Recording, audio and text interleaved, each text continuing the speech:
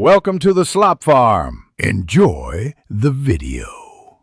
You start by confirming you meet prerequisites: application ID, government ID, and any payment receipt. Once logged into the licensing portal with two-factor authentication, go directly to your applications list. You need to identify the exact record to cancel, so use search or filter by date. Make sure to read the cancellation window and fee rules before proceeding.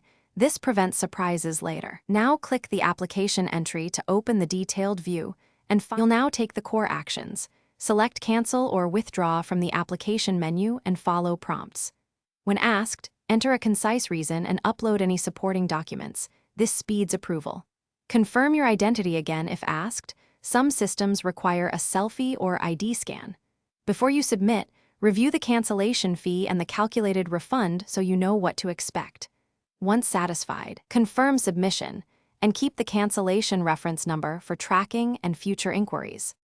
Finish by saving the confirmation number and taking a screenshot of the final page so you have proof.